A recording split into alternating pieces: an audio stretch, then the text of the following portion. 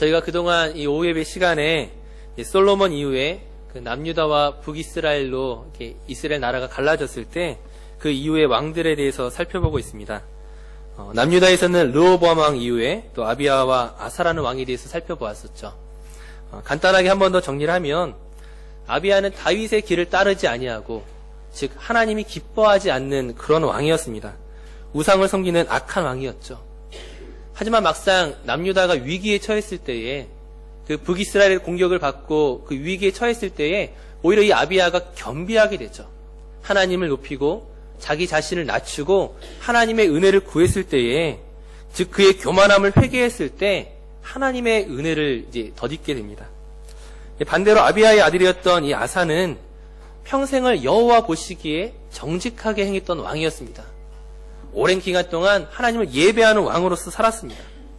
단지 그가 젊었을 때에 한 가지 실수가 있었다면 산당을 없애지 아니했던 거죠. 자기 어머니가 아세라 목상을 만들었을 때 그 일로 말미암아 태후의 위를 패했던 이 왕이 막상 산당은 없애지 아니했던 것이 나중에 화로 찾아오게 됩니다. 그가 나이 들어서 어떤 판단력을 잃어버리기 시작했을 때에 그가 말년에 선지자를 핍박하고 하나님을 의지하지 않고 사람을 의지하는 그런 실수를 하게 되었습니다. 즉 유다의 왕들을 보면서 우리는 무엇을 배우게 됩니까? 그 누구도 하나님 앞에서 자기 자신을 자랑하거나 자신할 수 있는 사람이 없다는 것이죠. 우리 가운데 교회에 출석하고 있지만 어떻게 보면 무슨 신앙생활을 저렇게 할까? 좀 예수 믿으려면 화끈하게 믿어야지, 제대로 믿어야지 믿는 것도 같고 안 믿는 것 같고 그런 사람이 솔직히 있죠. 물론 이 오후에 계신 분들은 없습니다. 네. 하지만 하나님께서 언제 그 사람에게 역사하시고 인도하셔서 그의 마음을 뜨겁게 바꾸실지 정말 하나님을 향한 온전한 신앙으로 바꿀지는 우리가 누구도 알 수가 없다는 거예요. 즉 사람에 대해서 우리가 판단하거나 정죄하거나 결정할 수가 없습니다. 반대로 지금은 내가 하나님을 잘 믿는 것처럼 보이지만 오죽하면 이렇게 오후 예배까지 남아서 하나님을 예배하고 있지만 우리가 언제 하나님을 배반하고 죄의 유혹에 빠지게 될지 그 누구도 장담할 수 없다는 거예요. 그 아사가 오랜 기간 동안 그렇게 하나님을 믿었음에도 불구하고 그의 마지막 말년의 3년의 기간을 범죄함으로 그의 발이 병들어 하나님을 향하지 않고 세상을 향하고 사람을 향했던 것처럼 그 누구도 우리 가운데 장담하거나 자신할 수 있는 사람이 없습니다. 그러므로 우리에게 필요한 것이 무엇입니까? 하나님의 은혜가 필요합니다. 오늘 우리가 오전에 하나님과의 그 의리를 지키자고 이야기했지만 사실은 우리가 하나님에 대해서 의리를 지킬 수 있는 존재입니까? 하나님이 우리를 향하여 지키시는 존재이죠. 하나님이 우리를 향하여 받아주시고 끊임없이 은혜와 사랑으로 여겨주시기 때문에 우리가 오늘 이 자리에 있는 것이지 우리가 얼마나 부족하고 죄악이 많은 사람인지 너무나 잘 알고 있습니다. 이처럼 남유다를 보게 되었을 때에 때로는 선한 왕도 나타나고 악한 왕도 나타나고 또 악한 왕이 선하게 바뀌기도 하고 선한 왕이 실수하기도 하지만 그러나 어찌되었든 하나님의 은혜가 그 남유다의 역사를 끌고 가는 것들을 우리가 볼 수 있습니다. 반면에 북이스라엘은 그렇지 않다라는 거예요. 북이스라엘 역시 하나님의 나라이고 하나님의 백성임에도 불구하고 그들은 722년에 아수르에 의해 멸망하기까지 무려 왕조가 5번이나 바뀝니다.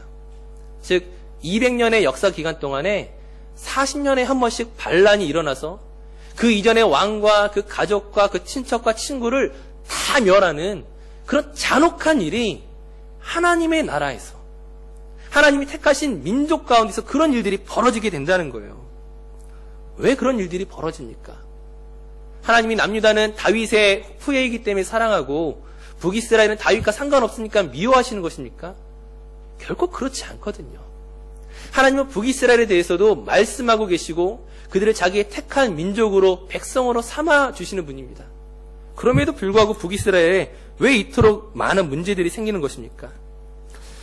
열왕기상 11장 38절 말씀을 보게 되면은 하나님께서 여로보암을 즉 북이스라엘의 첫 번째 왕으로 세우셨을 때에 그와 약속하시는 내용이 있습니다. 열왕기상 11장 38절 말씀입니다. 한번 같이 말씀을 봉독하겠습니다. 내가 만일 내가 명령한 모든 일에 순종하고 내 길로 행하며 내 눈에 합당한 일을 하며 내 종 다윗이 행함같이 내 율례와 명령을 지키면 내가 너와 함께 있어 내가 다윗을 위하여 세운 것 같이 너를 위하여 견고한 집을 세우고 이스라엘을 내게 주리라. 아멘. 하나님의 말씀과 명령을 지키면, 그 규례와 그 가르침에 순종하면 하나님께서 여로보암의 집을 마치 다윗의 집처럼 견고하게 세우시겠다고 약속하셨습니다. 하지만 여로보암이 어떻게 합니까? 자신은 알고 있어요. 내가 내 힘과 능력으로 이 북이스라엘의 왕이 된 것이 아니라 하나님께서 나를 왕으로 삼으신 것을, 하나님께서 나를 왕이 되게 하신 것을 알고 있음에도 불구하고 왕이 된 이후에 하나님을 떠나버린다는 거예요. 하나님을 온전히 믿지 않고 그 명령대로 살지 않고 마치 이 나라가 자기의 나라인 것처럼, 하나님의 나라가 아니라 자기의 왕국인 것처럼 오해하고 제멋대로 살아간다는 것이죠. 제멋대로 절기를 정하고 레위인 아닌 사람을 제사장으로 삼고 이스라엘을 엉망으로 만들어버려요. 앞에 있는 리더가 엉망이 되었을 때에, 하나님의 말씀을 지키지 않을 때에 그 밑에 있는 백성들이 목자 없는 양같이 흩어지고 하나님을 떠나게 되었던 그런 비참한 결과를 가지고 오게 되었습니다. 결국 하나님께서 그 여로보암의 집에 대해 심판을 선고하시죠. 네가 회개하지 않음으로 말미암아, 너의 교만함으로 말미암아 너의 집안을 내가 멸하겠다라고 말씀하십니다. 결국에는 여로보암의 아들 나답이 왕이 되었을 때에 결국 그가 아버지와 마찬가지로 악을 행하고 그 여로보암의 길을 따라 우상을 섬기고 나아갔을 때에 비참한 최후를 맞이하게 됩니다. 나답의 부하인 바하사라는 사람이 반란을 일으키게 돼요. 이 바하사가 반란을 일으켜서 나답뿐만이 아니라 그 모든 가족과 친척과 그 집안에 있는 모든 사람을 한 사람도 남김이 없이 다 멸하게 됩니다. 근데 문제는 무엇이냐면, 그렇다면 새롭게 왕이 된 바하사가 하나님의 말씀을 지켰는가? 그가 다윗의 길을 행하는가? 그렇지 않다라는 거예요. 바하사 역시 여로보암의 길로 행하고 하나님 보시기에 악을 행하게 됩니다. 하나님께서 또다시 선지자를 보내죠. 선지자 예후를 보내서 그 집안에 대해서 경고하시고 회개할 것들을 요구하십니다. 그러나 바하사 역시 나답처럼 또는 여로보암처럼 회개하지 않고 여전히 잘못된 길을 행할 때에 이제 시므리라는 사람이 반란을 일으키게 됩니다. 마찬가지로 그 바하사와 그 가족과 친족과 친구 한 사람도 남기지 않고 모두 죽이게 되죠. 또 되풀이 됩니다. 시므리라는 사람이 하나님의 말씀을 잘 지키고 순종하고 다윗의 길로 행하는 것이 아니라 그 역시 여로보암의 길로, 우상 숭배의 길로 빠져들게 됩니다. 또다시 오므리라는 사람에게 반란이 일어나요. 단지 7일 동안 왕으로 있었고 결국에는 그도 죽임을 당하고 맙니다. 정말 지겹지만, 또 말하기 죄송하지만 이 오므리라는 사람 역시 여로보암의 길로 행해서 하나님의 마음을 아프게 합니다. 다윗의 길로 행하지 않고 여로보암의 길로 행하게 되죠. 하나님으로 하여금 진노하게 만듭니다. 그리고 오늘 우리가 읽었던 말씀에서 이제 오므리의 아들로서 왕위를 이은 자가 바로 아합이라는 왕입니다. 아합은 굉장히 우리에게 익숙한 이름이죠. 그 앞에 있는 바하사나 나답이나 다른 시므리나 오므리나 이런 왕들에 비해서 너무나 익숙하게 잘 알고 있는 왕의 이름입니다. 하지만 그가 좋은 의미의 왕으로서의 기억은 아니죠. 그가 엘리야 선지자와 엘리사 선지자에 이르기까지 그가 얼마나 하나님과의 그 영적인 대결을 벌이게 되는지, 그 악한 일들로 말미암아 그가 그 징벌을 받게 되는지 우리가 그것들을 잘 알고 있습니다. 우리가 이 시간 한번 생각해 봐야 될 것은, 이스라엘은 하나님이 택하신 민족인데, 하나님의 백성인데 어떻게 이토록 우상 숭배와 잘못된 죄악의 길을 끊임없이 행하느냐 하는 거예요. 그들의 조상이 출애굽할 때에 얼마나 놀라운 기적들을 경험했습니까? 사사시대에 얼마나 하나님께서 그들을 구원하시고 그들 기도 가운데 응답하셨습니까? 그럼에도 불구하고 그들은 왜 깨닫지 아니하고 여전히 마치 이스라엘이 하나님의 나라가 아니라 자기의 나라인 것처럼 살고 있느냐는 거예요. 왜 하나님의 뜻과 상관없이 나라를 다스리고 있습니까? 이제 이 아합 왕에 이르러서는 그 죄가 얼마만큼 커졌는지를 기록하고 있습니다. 오늘 우리가 읽었던 본문 말씀 열왕기상 16장 30절 31절 말씀 한번 같이 읽도록 하겠습니다. 아합 왕의 죄가 얼마나 큰지를 지금 성경은 이렇게 기록하고 있습니다. 같이 읽겠습니다. 오므리의 아들 아합이 그의 이전의 모든 사람보다 여호와 보시기에 악을 더욱 행하여 느밧의 아들 여로보암의 죄를 따라 행하는 것을 오히려 가볍게 여기며 시돈 사람의 왕 엣바알의 딸 이세벨을 아내로 삼고 가서 바알을 섬겨 예배하고. 여로보암으로부터 시작해서 계속 우상 숭배와 잘못된 것들이 지나왔었는데 이제 아합 왕 시대에 이르러선 그게 다른 거예요. 최고 절정에 올랐던 시기였습니다. 앞서 말씀드렸던 것처럼 엘리야 선지자가 이 아합 왕의 그 제사장들, 즉 바알과 그 아세라 선지자 850명과 대결을 벌였던 것들을 우리가 너무나 잘 알고 있죠. 그 갈멜산에서 그 번제물을 쌓고 누가 이 제물에 응답하시는가, 누가 참 신인가 대결을 벌였던 것들을 우리가 너무나 잘 알고 있습니다. 오늘 지금까지 이 말씀을 드리면서 제가 얘기하고 싶은 것은 무엇이냐면 이 아합 왕이 이토록 우상 숭배가 심각하고 그가 그토록 하나님이 기뻐하지 않는 일들을 했기 때문에 그와 나는 전혀 다른 존재라고 생각하는 거예요. 우리는 나는 아합 왕과 연관된 것이 아무것도 없을 것이라고 생각합니다. 우리가 닮아야 할 것은 다윗이고 솔로몬이고 하나님이 기뻐하시는 어떤 왕들의 모습이지 아합과 나와 어떤 관계가 있을 것이라고는 생각하는 사람이 별로 없습니다. 왜냐하면 아합 왕은 우상 숭배자이고 정말 하나님을 적대시하고 정말 그의 안에 바알과 아세라 선지자 850명이 있을 정도로 그는 완전히 타락한 자라고 생각하기 때문이죠. 하지만 꼭 그렇지만도 않다는 거예요. 아합 왕이 그렇게 단순히 하나님을 버린 왕으로 생각할 수 없다는 거예요. 무슨 말이냐면 아합은 그렇게 생각하지 않는다는 거예요. 우리가 보기에 아합은 하나님을 버린 사람이지만 아합 왕 자신은 하나님을 버렸다고 생각한 적이 없다는 것입니다. 열왕기상 22장 5절에서 6절 말씀을 한번 같이 보도록 하겠습니다. 우리 성경을 좀 찾으셔서 열왕기상 22장 5절에서 6절 말씀을 한번 같이 읽겠습니다. 구약성의 559페이지 열왕기상 22장 5절 6절 말씀 함께 봉독하겠습니다. 여호사밧이 또 이스라엘의 왕에게 이르되 청하건대 먼저 여호와의 말씀이 어떠하신지 물어보소서. 이스라엘의 왕이 이에 선지자 400명쯤 모으고 그들에게 이르되 내가 길르앗 라못에 가서 싸우랴 말랴. 그들이 이르되 올라가소서. 주께서 그 성읍을 왕의 손에 넘기시리이다. 아멘. 우리는 아합 왕 하면 바알과 아세라 선지자 850명만을 기억하지만 막상 아합의 왕궁에 여호와 하나님을 믿는 선지자 400명이 있었다는 거예요. 아합의 궁전에 여호와 하나님을 믿는 선지자가 무려 400명이나 있었다고 기록하고 있습니다. 즉 아합의 왕궁에서도 하나님을 예배하는 행위가 날마다 이루어지고 있었다는 거예요.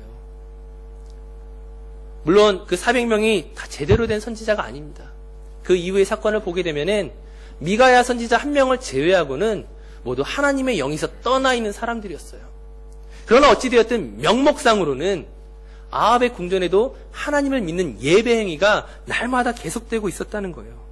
즉 아합이 정체성은 무엇입니까? 하나님도 믿고 바알도 믿는 것입니다. 하나님을 예배하고 바알도 예배하는 것이죠. 물론 우리는 그렇게 혼합된 신앙이 하나님이 기뻐하지 않는 신앙이라는 걸 너무나 잘 알고 있죠. 그렇게 혼합된 신앙은 결코 하나님을 예배할 수 없고 하나님을 기쁘시게 할 수 없는 그런 잘못된 것임을, 하나님이 매우 미워하시는 것임을 잘 알고 있습니다. 하지만 오늘 우리가 생각해 봐야 할 것은, 그렇다면 그 아합의 신앙이 아니라 우리의 신앙은 정말 하나님만을 예배하고 있습니까? 저와 여러분의 신앙은 정말 바알과 아세라의 그 모든 악한 우상은 다 사라지고 하나님을 예배하는 신앙으로만 우리가 가득 차 있습니까?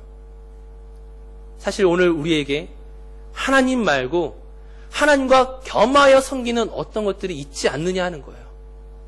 오늘 오전에도 말씀을 드렸지만 오늘날 많은 세상의 사람들에게, 또 그리스도인들에게 마치 물질이 바알처럼 아세라처럼 우리의 삶의 중요한 부분을 차지하고 있지 않습니까? 사람들의 인정과 칭찬에 나의 모습이 거기 매여 있지 않느냐 하는 거예요. 우리는 하나님을 예배하고 있고 11조를 드리고 감사를 드리고 교회 와서 봉사하는 여러 가지 행위들로 말미암아 나는 하나님을 믿는 신앙 가운데 있다라고 생각하고 있지만 아합도 그랬다는 거예요.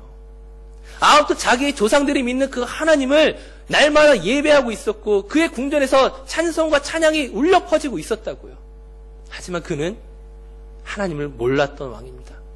하나님이 미워하시는 일을 행했던 그런 왕이었습니다. 오늘 우리의 모습이 과연 어떻습니까? 만약 아합이 그래도 나는 아합 같진 않아라고 생각하신다면 예수님 시대의 바리새인들을 생각해 보십시오.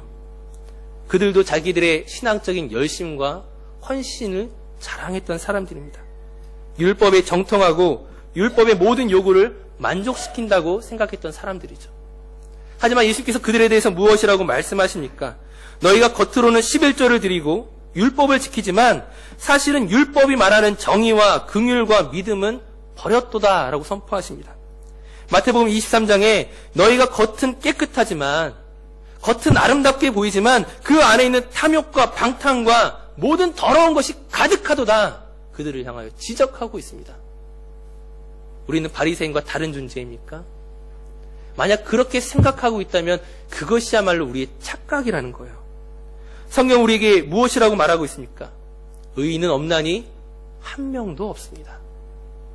우리의 중심을 가지고서 하나님을 만족시킬 수 있고 그 하나님의 구원을 받기에 합당한 존재로 설 수 있는 자가 우리 가운데 한 명도 없다라는 거예요. 오늘 우리에게 필요한 것은 나는 예배를 잘 드리고 있습니다. 나는 말씀을 잘 지켜 행하고 있습니다가 아니라 나는 오늘 하나님의 은혜가 필요합니다. 하나님의 긍휼과 그 도우심이 없이는 나는 하나님을 만족시킬 수 있는 존재가 결코 되지 못합니다. 이것이 우리의 고백이 되지 않는 이상 우린 바리새인과 같고 아합과 같습니다. 내가 괜찮은 신앙이라고 스스로 오해하는 것에서 이제 벗어나시기 바랍니다. 우리가 매일 주일 예배 나올 때마다 하나님 앞에 무릎 꿇고 때로는 회개 기도하며 눈물을 흘릴 수밖에 없는 이유가 무엇입니까? 우리의 속사람을 우리가 너무나 잘 알기 때문이죠. 겉으로는 아무리 괜찮은 사람처럼 보여도 참 열심히 있는 척 보여도 우리의 속사람이 하나님의 은혜 없이는 결코 구원받을 수 있는 사람이 아닙니다. 어느덧 우리가 바리새나 되어가고 있지 않은지 우리의 모습을 깨트리시기 바랍니다. 아합은 다른 사람이 아합이 아니라 사실 내가 아합과 같은 존재입니다. 성경은 이 모든 이스라엘의 역사를 통하여 우리에게 보여주고자 하는 것은 너희가 다윗을 닮아라가 아니라 너희가 아합이라고 이야기하는 거예요. 너희가 그 바사와 같고 나답과 같고 시므리아와 같고 오므리아와 같다. 너희들 안에서 너희 스스로 해결할 만한 능력이 너희 결코 찾을 수 없다는 것을 보여주기 위해서 이 이스라엘의 역사를 우리에게 말하고 있는 것입니다. 내 힘으로 하나님을 예배하지 마시고 우리를 도우시고 우리에게 힘주시고 긍휼을 베푸시는 그 하나님을 붙잡을 수 있는 우리 모두 성도들 되시기를 간절히 바라겠습니다. 우리가 이 시간 좀 찬양하며 기도했으면 좋겠습니다. 우리 주만 바라볼지라 우리 다시 한번 이 찬양을 하시면서 내가 주님을 바라봅니다. 주님을 찬양합니다. 주님을 예배합니다. 그러나 내 힘으로 할 수 없사오니 주님이 나를 붙잡아 주십시오. 하나님의 은혜와 그 크신 사랑으로 나를 인도하여 주시옵소서. 우리 함께 이 시간 함께 찬양하고 기도하겠습니다.